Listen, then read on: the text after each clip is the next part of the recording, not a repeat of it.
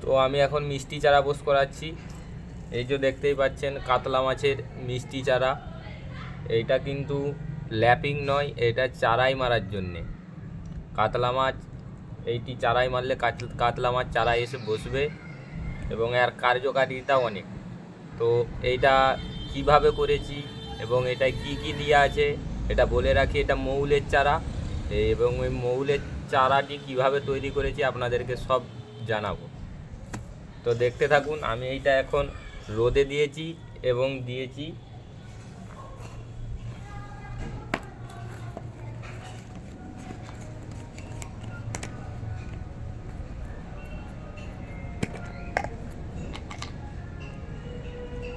এই যে দেখতে পাচ্ছেন ঘি চনা।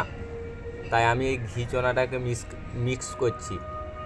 দেখুন ঘি চনাটি পিওর ঘি চনা হওয়া চাই, তবেই কিন্তু কাতলা মাছের রেজাল্ট পাবেন।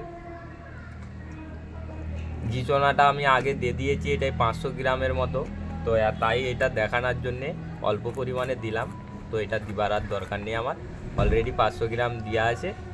তো বলে রাখি এটা কাতলা মাছের চারা, ল্যাপিং নয়।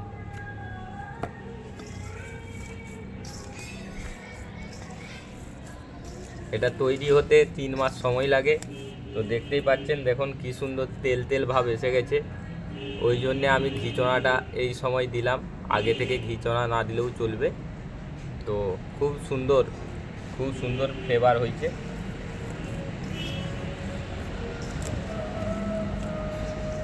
এইটা মৌল ও খোল এবং চিটে গুড় যেটাকে বলা হয়, ভালো পিওর গুড়।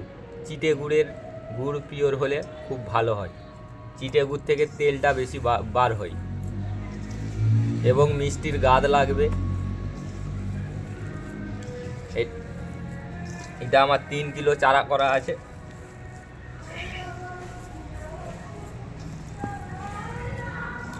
মৌল আছে 2 কিলো, চিটে গুড় আছে 2 কিলো এবং খোল আছে 2 কিলো। টোটালে 6 কিলো চারা। তো এইটাই 6 কিলোই তোমার দেওয়া আছে 500 গ্রাম ঘি চনা, 500 গ্রাম ঘি চনা এবং গুঁড়ি মশলাগুলো কি কি দিয়েছি আপনাদেরকে সব আমি বলে দেব। তো এটা 500 গ্রাম ঘি চনা দিয়ে আছে। তো বলে রাখি এটা 3 কিলো চারা আছে, কারণ আমার আর একটা এরকম ডিবাই বোস করানো আছে, একটা ডিবাই ধরে না। তাই 500 1 কিলো তোমার ঘি চনা লাগবে। খুব ভালো কাজ পাবেন।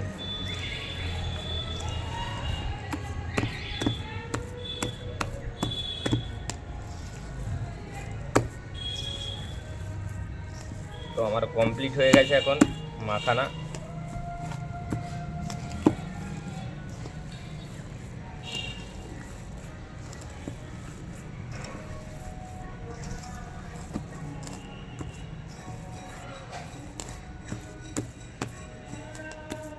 দেখুন বন্ধুরা কি সুন্দর তেল ছাড়ছে, দেখুন।